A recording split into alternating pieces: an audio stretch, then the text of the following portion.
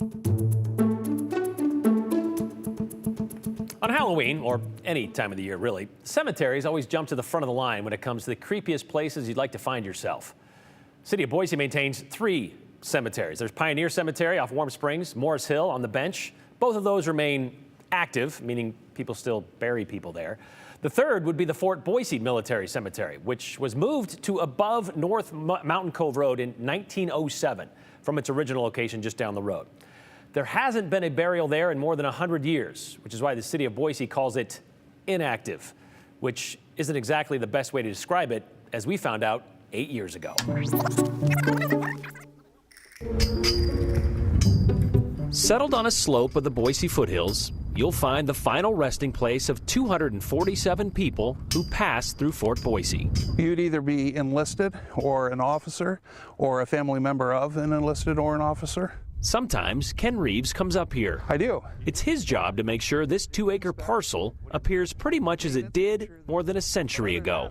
It's pretty straight away, as you would have seen it in 1906.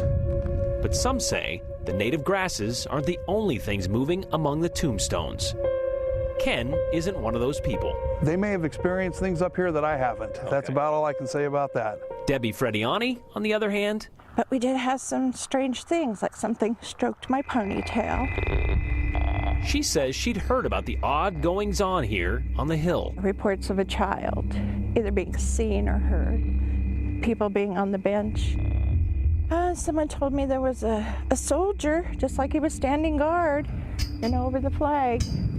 Debbie visited here a few years ago with her family. And we weren't here 30 minutes. And we picked up that voice. We were up here for the day just to enjoy the sights, and I was taking pictures. She's a paranormal investigator and just happened to bring her digital recorder. I don't think I asked him anything else. I just said, if anybody is here, could you tell me your name? That name, and he came back definitely with the name, Debbie says, was Jerry. I think it was right here, actually. And that was in the middle of the day. It was 2:30 in the afternoon in August. Imagine what could be found at night.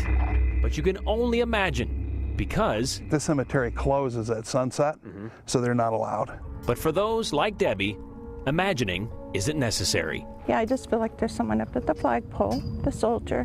Brian Holmes. And he's just watching us. He's standing guard. Idaho's News Channel 7.